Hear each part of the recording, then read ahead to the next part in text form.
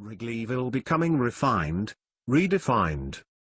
Sluggers world-class sports bar and grill, a cavernous Wrigleyville watering hole, used to spend $20,000 a year on ballpark advertising.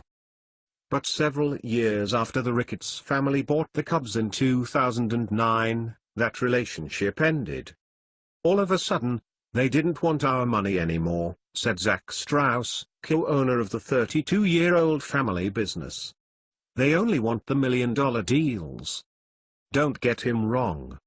Strauss is grateful to the Ricketts family for keeping the Cubs at Wrigley and building a winning team.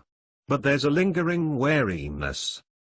If I saw any of the Ricketts, I would sit down and I'd like to have a drink with them. But I wouldn't like to sit down in an office setting, at a table, talking business, he said with a laugh.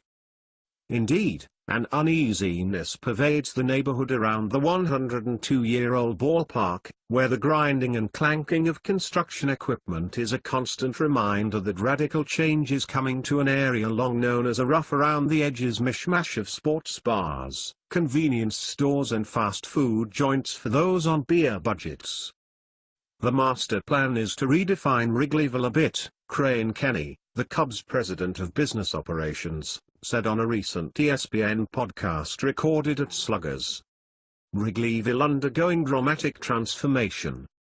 Wrigleyville does the bar business pretty well, he said, adding, what's missing, and particularly for our professional clients, our corporate guys, is, where do I take a client to dinner before the game?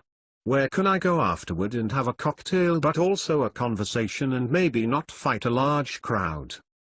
And so our vision is to create a little bit of a different feel for Wrigleyville north of Addison, where it becomes more of a white tablecloth experience, something with a little upper-end feel to it, he said.